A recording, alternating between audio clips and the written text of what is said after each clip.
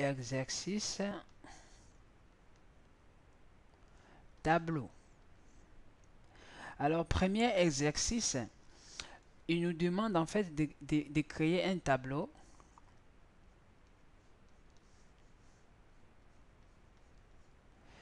Et à l'intérieur de mettre toutes les cases de 0. Alors faisons-les. Donc en fait, comment on va faire ça? Ouais. Donc initialiser. Donc on déclare entier comme je vous ai dit. On déclare par exemple entier tab. Donc tableau. Voilà. Et je vous ai dit normalement, tableau, il faut qu'on sache en fait sa taille. C'est obligé en fait, sinon on ne saura pas. Déjà, pour tant qu'on y est, je fais comme ça. Ici, je vais vraiment créer, je déclare un tableau là. Je mets 3. Hein, comme ça, on sent un peu comment. Là, c'est une façon de l'affecter. C'est exactement comme on faisait avec des structures. Pour initialiser un tableau, c'est exactement comme on faisait avec des structures. Comme ça. Ouais, c'est comme ça ou pas? On fait comme ça, sinon j'arrange. Si ça bêtise. Voilà.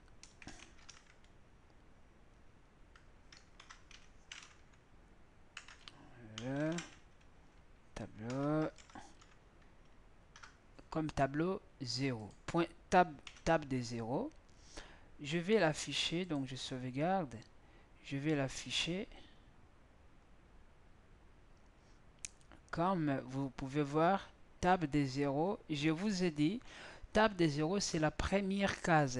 Donc en informatique, dans la majorité des logiciels, des langages, on commence toujours par 0. Du coup, comme on commence toujours par 0, 0, 1, D, donc c'est déjà 3 cases. Donc du coup, on n'a plus le droit d'aller sur la case comment dire, la case 3. Pourquoi? Parce qu'on a déjà usé les 3 cases, donc 0, 1, 2, donc c'est 3. Ok, donc si ici je mets par exemple case 3, bon voilà, on va le voir. Je mets case 3. Alors regardez les conséquences de case 3. Il y a une valeur qu'on ne maîtrise pas. Regarde, il y a un nombre, une valeur qu'on ne maîtrise pas. Ouais, voilà pourquoi on doit connaître, parce que cette case-là, c'est pas un nous en fait. Faisons en fait un truc. On met table 3, voilà, égale à 10. Cette case-là, on n'a pas l'accès. Faisons, j'exécute. Regardez ce qu'il a fait. Il a mis 10. Il a mis stack smashing detected. Unknown determinated aborting code dumped. Donc, cette case-là, ça ne nous appartient pas. C'est pas à nous, ça. C'est pas à nous. Il y a des choses là-bas. Donc, ça, c'est un message d'erreur.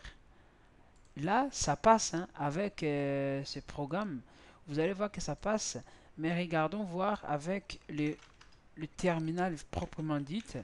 C'est pour cela que j'aime bien le faire ici. Parce que je me raconte en fait de certaines erreurs.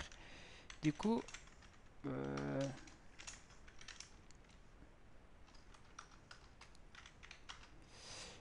c'est tableau. Donc, c'est des tableaux. Oh là là. C'est des tableaux, voilà. Voilà. Ok, donc juste c'est... voilà. On mène. Voilà, comme ça, on renvoie avec val. On renvoie des erreurs en fait. Voilà. Là, ça marche aussi. Bim. Là, il nous renvoie 10. Et il renvoie vraiment 10 qu'on a affecté. Mais les problèmes est qu'on a touché, tu vois. On a touché un truc qui ne nous appartient pas. Ça, c'est un message d'erreur. Vraiment, c'est un message d'erreur. C'est pas bien. Donc voilà pourquoi on doit justement utiliser en fait là où ça nous intéresse, là où l'endroit là où ça nous appartient. Là, je vais remettre 2 en tout cas et je vais réexécuter pour voir un peu. J'exécute, main et voilà. Là, regardez cette valeur là. Comme je vous ai dit, hein, maintenant ça change encore de nouveau.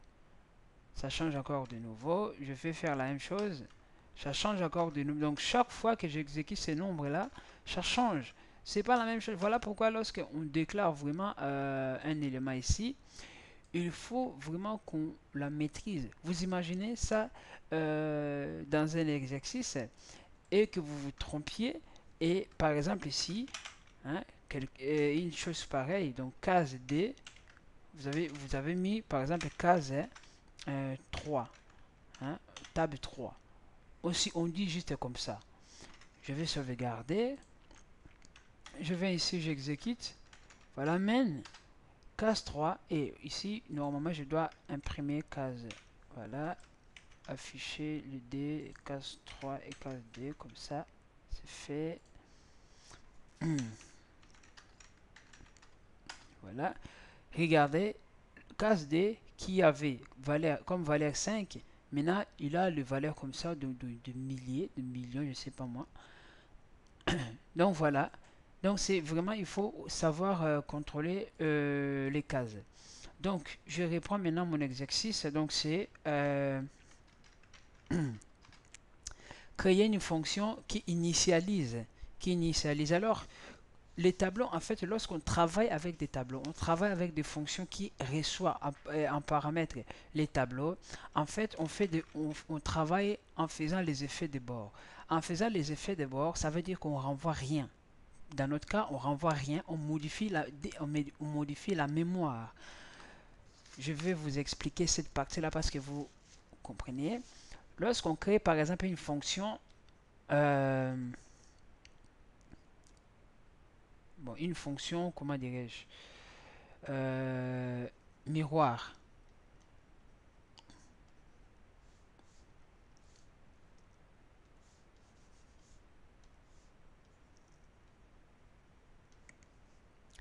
Une fonction qui reçoit un tableau et sa taille.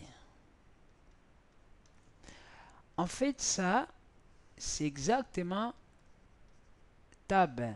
Tab, c'est quoi? C'est les pointeurs. Donc, c'est l'adresse. C'est l'adresse, pas les pointeurs, mais c'est l'adresse ici. Là, on envoie l'adresse des premiers caractères. Lorsqu'on crée tableau de 2 et que je renvoie tab comme ça, pardon, ou même tab comme ça veut dire que j'ai renvoyé tab valeur 0. Là, j'ai renvoyé tab valeur 0. Donc 0. Du coup, il faut que je sache en fait la taille. Je vais vous montrer normalement, comment ça marche dans la mémoire. Bon, comment on suppose, bon, ça marche comme ça, que j'ai appris.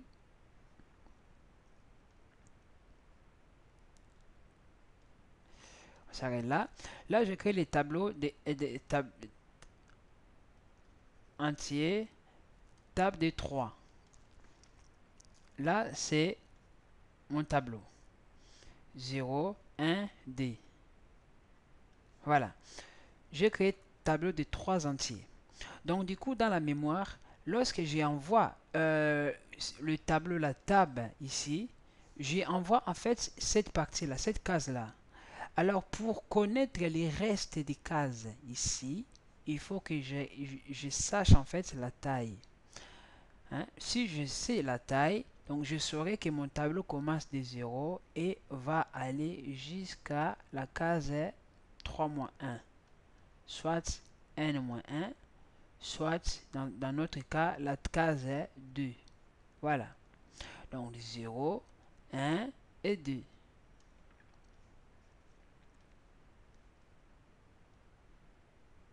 Voilà.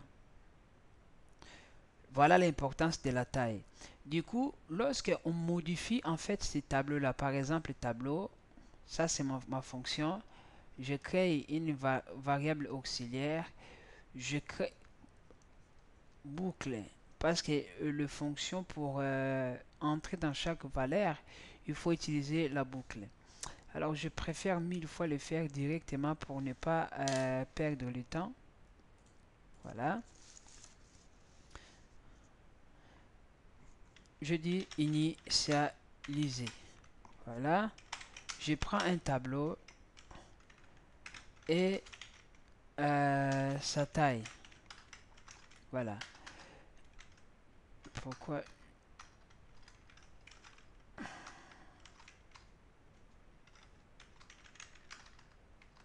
Ça, on sait bien, vous savez déjà comment travailler avec des fonctions. Donc là, c'est pas de nouveautés.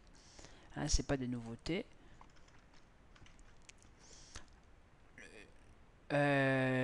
Les nouveautés, c'est juste parce qu'il y a un tableau maintenant. Avant, on envoyait qu'il y ait de variables, mais là, on envoie les tableaux, donc les chaînes des caractères, bon, pas les chaînes des entiers, voilà, chaînes d'entiers, donc de tableaux en fait. Donc du coup, pour vérifier chaque case de ces tableaux, on utilise la boucle. On utilise la boucle. Ça peut être for, ça peut être while, mais on utilise la boucle. Donc du coup, on déclare un entier. Regardez très bien cette étape, un entier. Et je vais faire for. On sait très bien lorsqu'on déclare. Là, je sais déjà. Bon, je vous dis juste pour que pour vous rappeler, parce qu'on sait travailler déjà avec des boucles for.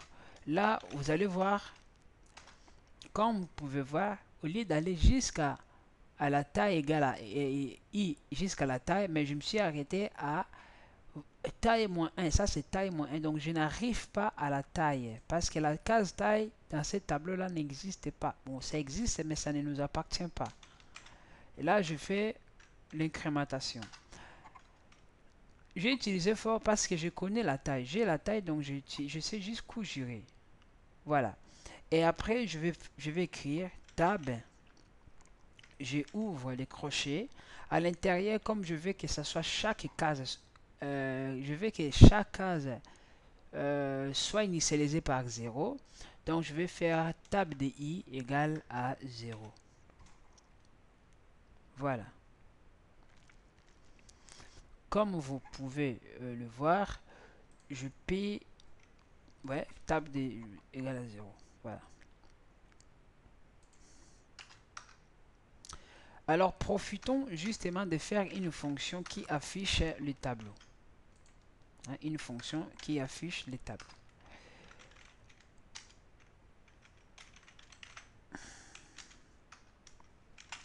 Une fonction qui prend un tableau et sa taille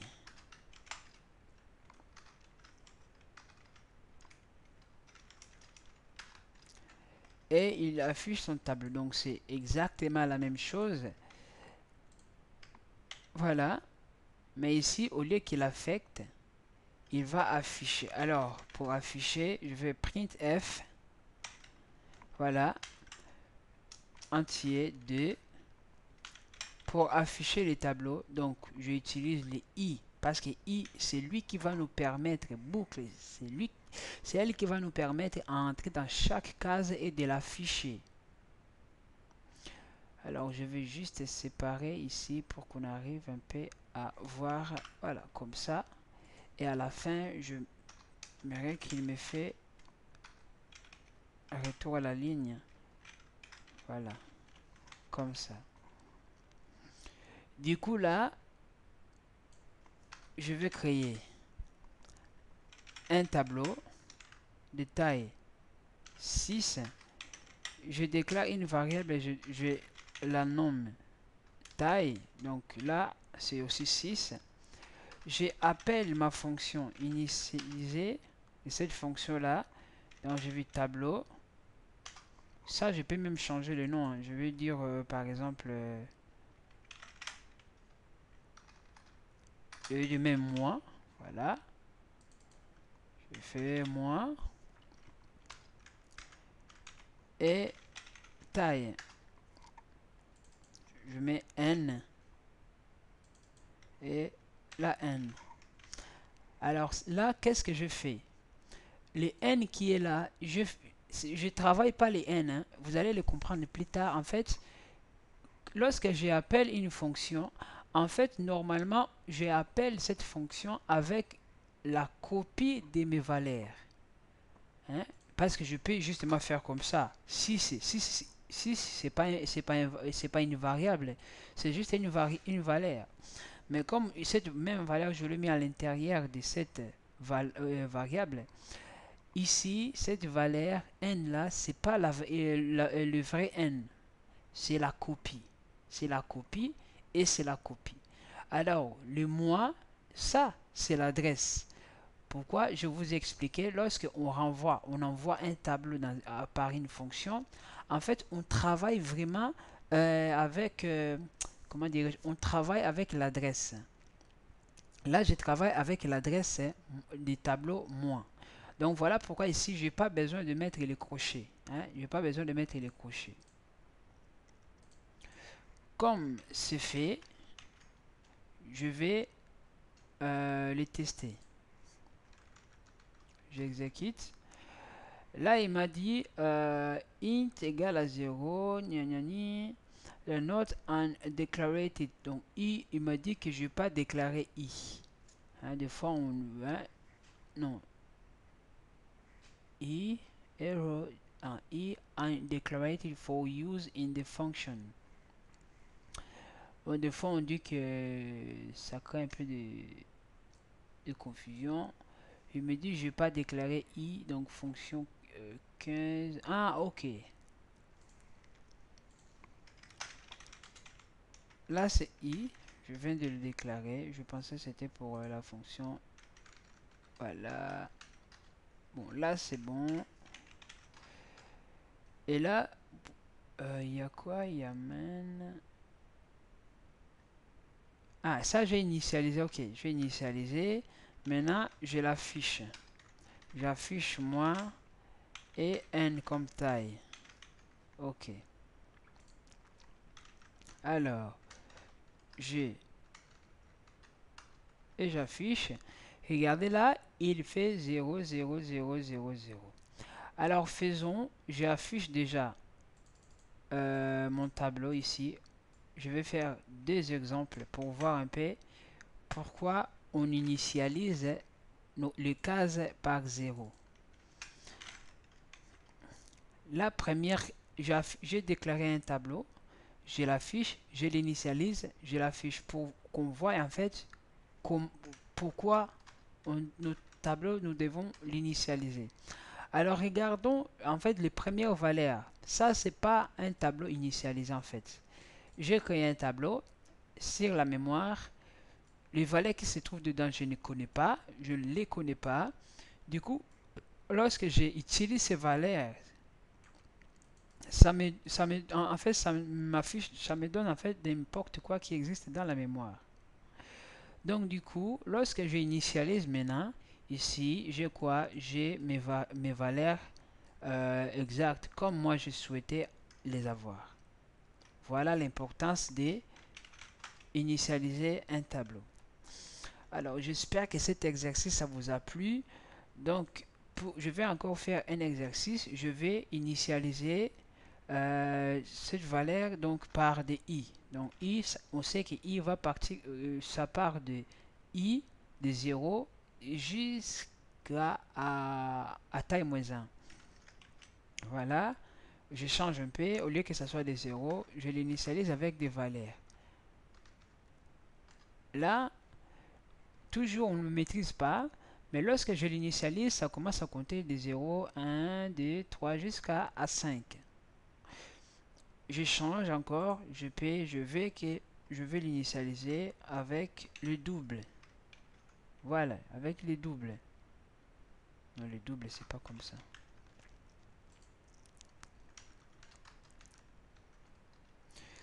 Là, ça commence 0, 1, 4, 9, 16 et 25. Donc, c'est en fait, ici, c'est moi qui donne l'ordre maintenant. Ok?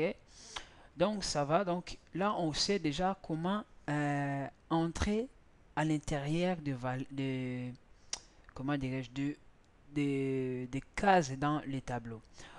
On balade en fait grâce aux boucles. Donc grâce à la boucle for. Donc comme je disais, aux boucles for et while. Donc grâce aux boucles for et while. Donc voilà.